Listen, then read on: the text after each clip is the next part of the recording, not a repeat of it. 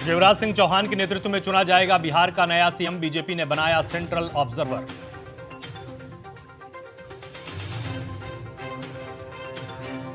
BJP ने अपने सांसदों के लिए जारी किया 3 लाइन व्हिप, 16 से 18 अप्रैल तक सदन में मौजूद रहने का निर्देश।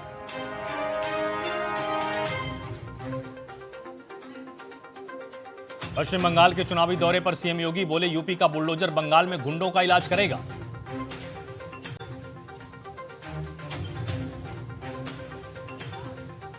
मशहूर गायिका आशा भोसले का 92 साल की उम्र में निधन।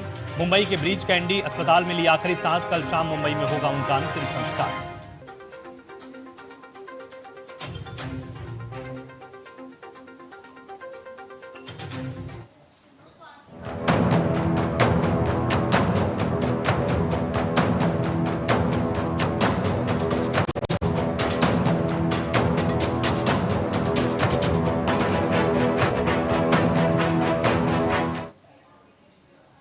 नमस्कार, आप देख रहे हैं टीएनपी न्यूज और मैं हूं आपके साथ आलोक शुक्ला।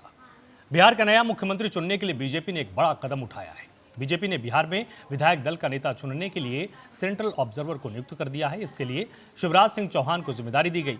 माना जा रहा है कि केंद्रीय मंत्री शिवराज सिंह चौहान इसके लिए आज से कल के बीच कभी भी पटना जा सकते हैं।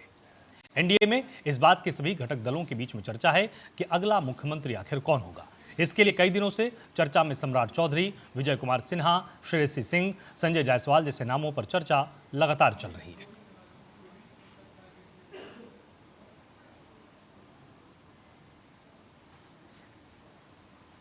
तो बिहार का आखिर नया मुख्यमंत्री कौन होगा, इस पर लगातार तमाम अटकलें चल रही थी।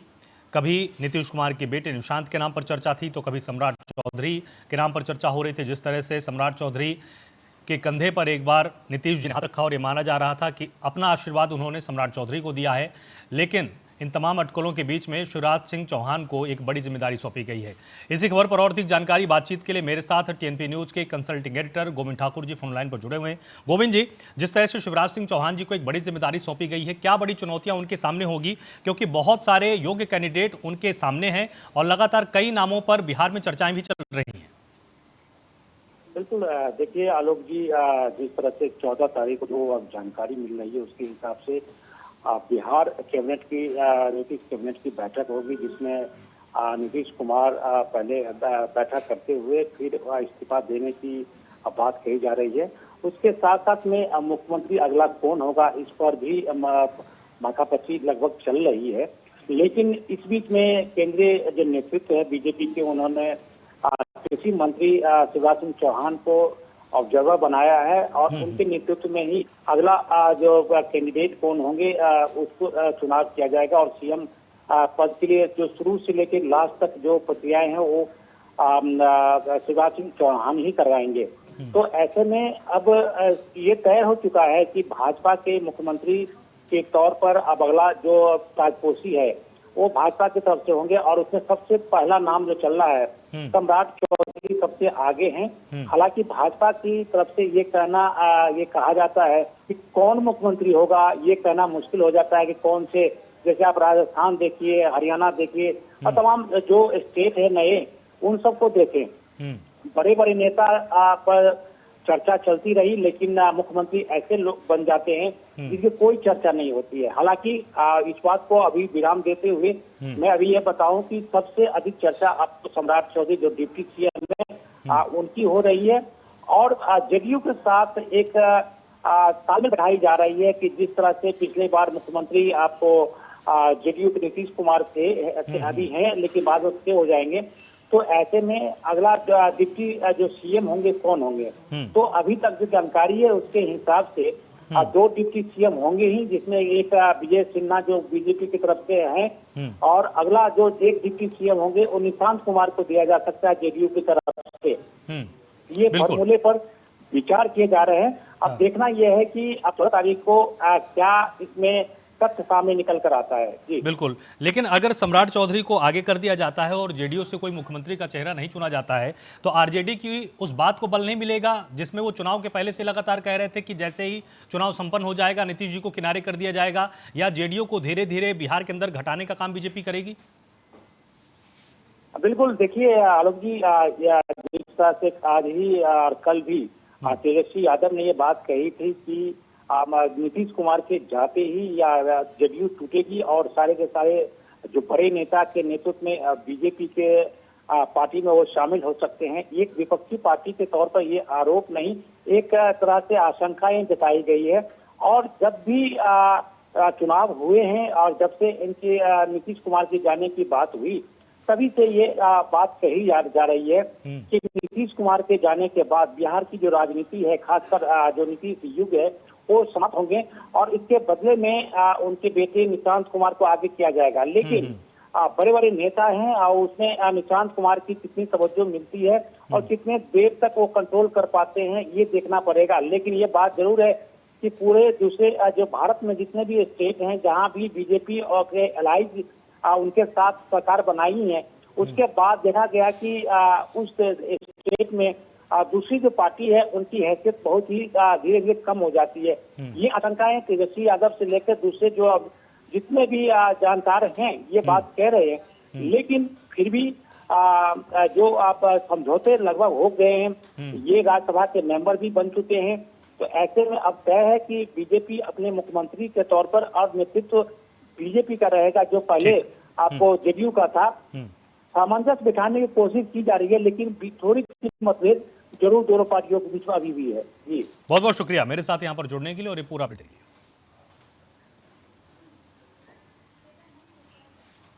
बिहार के वरिष्ठ नेता नीतीश कुमार के राज्यसभा सांसद बनने के बाद उनका सामान पटना सर्कुलर रोड सरकारी आवास में शिफ्ट किया जा रहा है। इस बंगले में सुरक्षा और सुविधाओं के विशेष इंतजाम किए जा रहे हैं। अधिकारियों के अनुसार शिफ्टिंग का काम तेजी के साथ जारी है। माना जा रहा है कि जल्द ही नीतीश कुमार इस नए आवास में रहने लगेंगे, जिसके लिए प्रशासनिक स्तर पर तैयारियां पूरी की जा रही है। नीतीश कुमार के राज्यसभा सांसद बनने के बाद अब उनका सामान बिहार के पटना में 7 सर्कुलर रोड स्थित सरकारी आवास में शिफ्ट किया जा रहा है। राजधानी पटना में स्थित इस बंगले में सुरक्षा और सुविधाओं के खास इंतजाम किए जा रहे हैं। बताया जा रहा है कि शिफ्टिंग की प्रक्रिया तेजी से चल रही है और जल्द ही नीतीश कुमार इस नए आवास में रहने लगेंगे।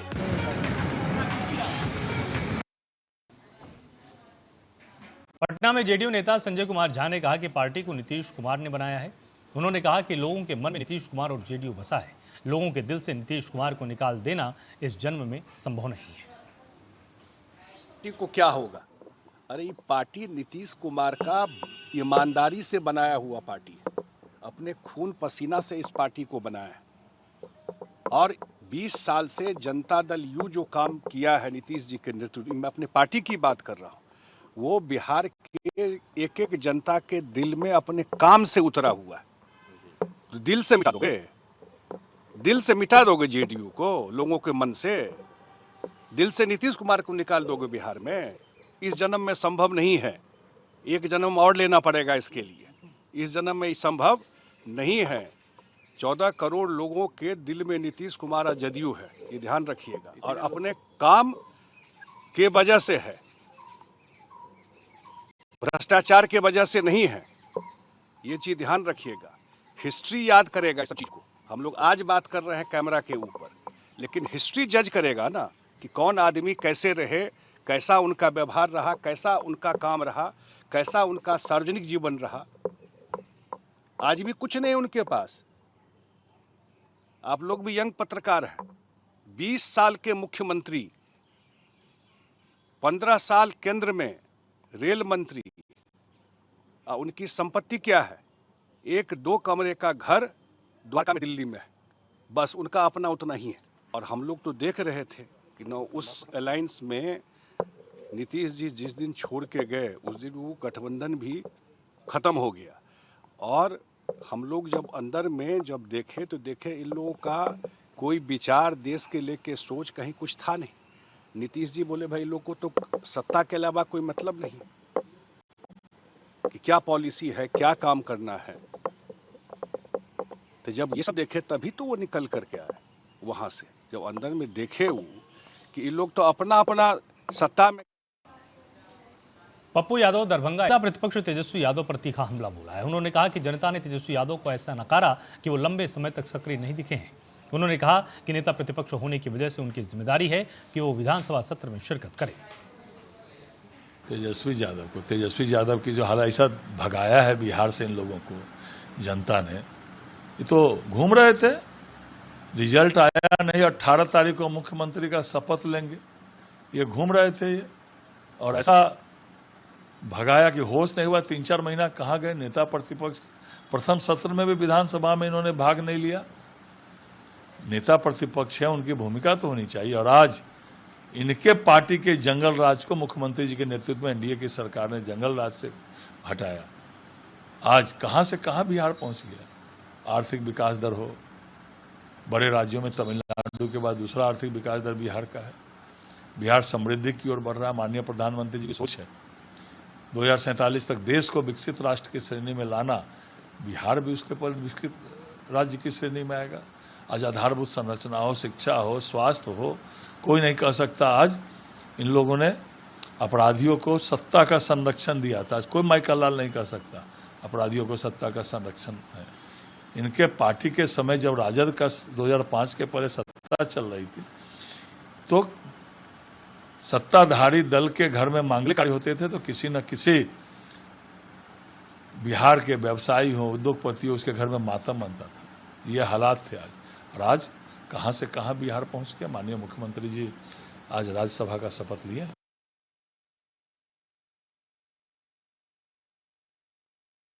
मधुबनी के पंडौल थाना क्षेत्र में हुए भगवतीपुर हत्याकांड का पुलिस ने खुलासा कर दिया है। भगवतीपुर गांव के पास रमन जे यादव की गोली मारकर हत्या कर दी गई थी। मामले की गंभीरता को देखते हुए पुलिस अधीक्षक योगेंद्र कुमार के निर्देश पर एसआईटी टीम गठित की गई। छापेमारी के दौरान 2 आरोपियों को गिरफ्तार किया गया। पूछताछ में दोनों आरोपियों ने अपना गुनाह कबूल कर लिया है। पुलिस ने आरोपियों के पास से हथियार और बाइक बरामद की है। देखिए 8-9 अप्रैल की मध्य रात्रि समय करीब 12 बजे पंडौल थाना को सूचना प्राप्त हुई कि रामपट्टी से भगवती रोड जो जाता है, भगवतीपुर रोड की ओर जो जाता है रास्ता, उस सड़क के किनारे ही एक अज्ञात युवक की लाश पड़ी है। सूचना प्राप्ति के उपरांत महज 15 मिनट के अंदर एसएचओ पंडौल, मैं स्वयं अपने सशस्त्र बल के साथ घटनास्थल पर पहुंचते हैं और इसकी सूचना तुरंत ही अपने वरीय पदाधिकारी को दी जाती है। तत्क्षण ही पुलिस अधीक्षक महोदय मधुबनी भी वहां घटनास्थल का निरीक्षण के लिए पहुंचते हैं और घटना की गंभीरता को देखते हुए उनके द्वारा एसआईटी गठित किया जाता है।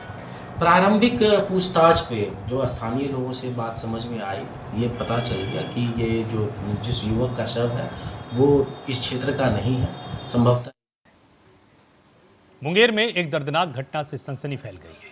सफिया सराय थाना में तैनात एसआई चंदन कुमार की पत्नी मधु कुमारी ने सर्विस रिवॉल्वर से खुद को गोली मार ली।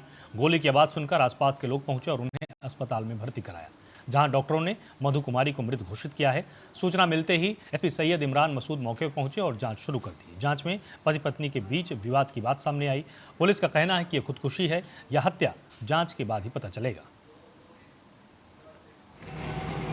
एक्चुअली गनशॉट का कभी मामला आया 6:30 के अराउंड हमारे अस्पताल में। तो वो पेशेंट ब्रॉड डेड थी, मतलब मरी हुई आई थी। लेकिन फिर भी हमने अपना प्राइमरी जो इन्वेस्टिगेशन होता है वो करके उनको डेथ ही थी तो डिक्लेयर कर दिया ब्रॉड डेथ। गोली एकदम लेफ्ट साइड चेस्ट, मतलब चेस्ट के लेफ्ट साइड में लगा था और दोनों टाइप के वुंड थे, एंट्री वुंड भी थे और एग्जिट वुंड भी। आज शाम में हम लोगों को सूचना मिली सफिया सराय में पदस्थापित एक सब इंस्पेक्टर, उसकी वाइफ जो कि साथ में लोग रहते थे अपने किराए के मकान में, वहाँ पे सूचना मिली कि उसने वाइफ ने अपने को शूट कर लिया है इनके सर्विस पिस्टल से। तो जैसे ही थाना प्रभारी को सूचना मिली तो उन्होंने एसडीपी और हमको सूचना दी। हम लोग भी यहाँ पे मुंगेर इमरजेंसी हॉस्पिटल में आए हैं इनका इलाज के क्रम में।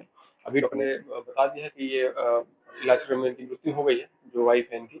और क्योंकि घटना जो है सर्विस पिस्टल से हुई है, तो अभी हम लोगों ने एफएसएल की टीम को भी यहाँ पे बुला लिया है। साक्ष्य हम लोग एकत्रित सब कर रहे हैं, कैसे क्या घटना हुई, किस कारण से हुई है और कैसे हुई है। रोहतास के सासाराम नगर थाना क्षेत्र में दर्दनाक हादसा हुआ है, जहां एक ट्रैक्टर ने बाइक सवार 3 लोगों को रौंद दिया। हादसे में परमा कुमार, उनकी भाभी खुशबू देवी और 4 साल की बच्ची काव्य की मौत हो गई। हादसे के समय सभी मैनपुरा गांव जा रहे थे। फिलहाल ट्रैक्टर चालक फरार है और पुलिस ने हादसे वाली गाड़ी को जब्त किया है। कि मैंने डेथ हो गए, मैंने एक्सीडेंट हो गया। अच्छा, कैसे से लगा है, कुछ पता चला है क्या? कुछ अभी तो पता नहीं चला है। अच्छा, कितने लोग की मौत है, कैसे हुआ है घटना? 3 लोग की है, एक भाई है, एक भौजाई है, एक बेटी है।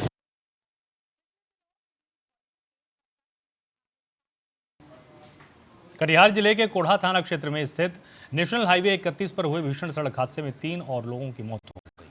इसके साथ मृतकों की संख्या बढ़कर 13 हो गई। हादसे के बाद कटिहार के डीएम और एसपी मौके पर पहुंचे और हालात का जायजा लिया। पुलिस हादसे की वजहों की जांच कर रही है। दुर्घटना हो गई है और बहुत ही दुखद है और जिसमें जो कुछ लोग थे जो एक किसी पर्व से आ रहे थे वापस भागलपुर साइड से पिकअप आ रही थी, इसमें लोग सवार थे और इधर पूर्णिया साइड से बस आ रही थी। इसमें आमने सामने की भिड़ंत हो गई है, जिसमें अभी तक जो हम लोग को सूचना मिली है कि 13 लोग का देहांत हुआ है। वहाँ पर 10 लोग का निधन हुआ था, जिनको यहाँ पर लाया गया था, और जो घायल थे 23 लोग घायल थे, जिनको पूर्णिया भेजा गया था मेडिकल कॉलेज उपचार के लिए, प्राथमिक उपचार वहाँ पर कोढ़ा में करके। और तो यहाँ जो 10 लोग लाए गए हैं उनका भी पोस्टमार्टम वगैरह चल रहा है, उनके परिजन भी आ गए हैं। और जो यहाँ पर हैं मृतक, उनमें से सभी लोग पूर्णिया जिले के अधिकांश, और पूर्णिया में जो 23 लोग को भेजा गया था घायलों को, उनमें से भी 3 व्यक्तियों का, जैसा कि आप सब जान रहे हैं, काफ़ी दुखद घटना है। अभी तक हम लोगों को 13 लोगों की इसमें मृत्यु होने की सूचना प्राप्त हुई है और लगभग 27 लोग जो हैं वो इलाजरत हैं पूर्णिया में। ये एक बस और पिकअप के बीच ये भिड़ंत हुई है, जिसमें कि जो बस चालक है अनियंत्रित होने के कारण प्रथम दृष्टया प्रतीत हो रहा है। इस मामले में हम लोग एक एक्सीडेंटल का FIR भी दर्ज करा रहे हैं और बस जो चालक है वो भी घायल है, उनका भी इलाज हो रहा है और इसमें कानूनी प्रक्रिया जो भी है वो पूर्ण किया जाएगा। इन्क्वेस्ट इसमें कराया जा रहा है, पोस्टमार्टम भी हम लोग करवा रहे हैं ताकि जो एक्सीडेंटल रिलेटेड जो मुआवजा होता है वो परिजनों को हम लोग सुपुर्द कर सकें। और साथ ही साथ हम लोग विशेष सहानुभूति रख रहे हैं परिजन के साथ। काफ़ी दुखद घटना है और प्रशासन की ओर से हम लोग पूरी तरह से हर स्टेप पे उनको सपोर्ट करने के लिए। रामगढ़ जिले का पतरातू क्षेत्र एक बार फिर से अपराधियों के निशाने पर आ गया है। अपराधियों ने सीमेंट फैक्ट्री के मुख्य गेट पर फायरिंग करके दहशत फैला दी। अपराधी फैक्ट्री गेट पहुंचे और गोलीबारी कर मौके से फरार हो गए। फैक्ट्री गेट पर 6 तथा आवासीय परिसर गेट पर 2 गोली के निशान पाए गए। घटना के बाद कुख्यात राहुल दुबे गैंग ने सोशल मीडिया के जरिए घटना की जिम्मेदारी ली। गैंग ने चेतावनी देते हुए कहा कि इस घटना को चेतावनी के रूप में देखना चाहिए।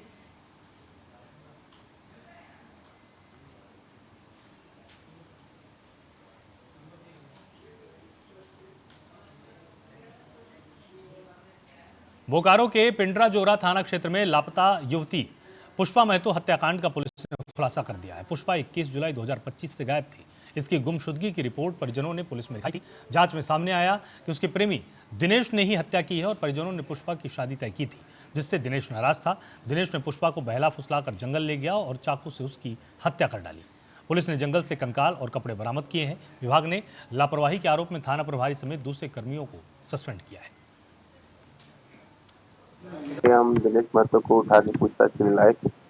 जब पूछताछ किया गया तो डिटेल में उससे, तो जब उसको क्रॉस क्वेश्चनिंग किया गया अलग अलग एविडेंस के आधार पे, तो उन्होंने अपना क्राइम कन्फेस किया और बताया कि जो है ये जो लड़की थी जो गायब थी पुष्पा कुमारी, उनके साथ उनका अफेयर चल रहा था और लड़की उनके साथ शादी करना चाहती थी और उसके लिए उनका कहना है कि वो उन पर दबाव बना रही थी।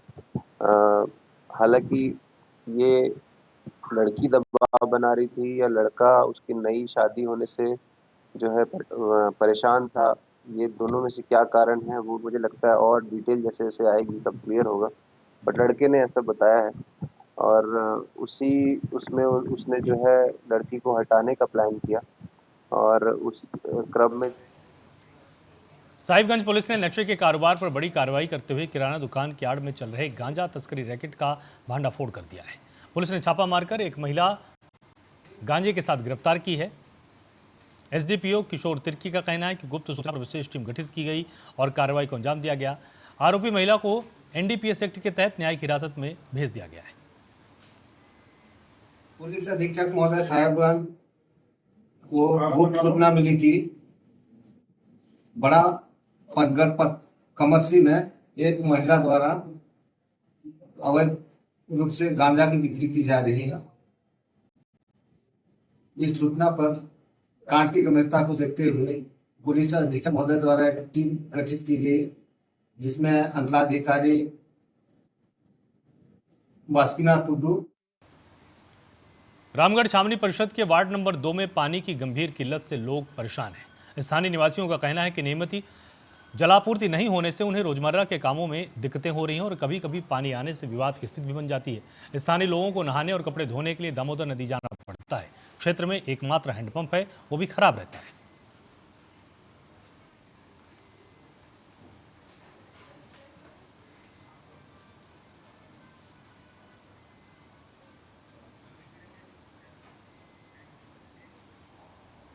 फिलहाल के लिए इतना ही। आप लगातार जुड़े रहिए टीएनपी न्यूज के साथ। नमस्कार।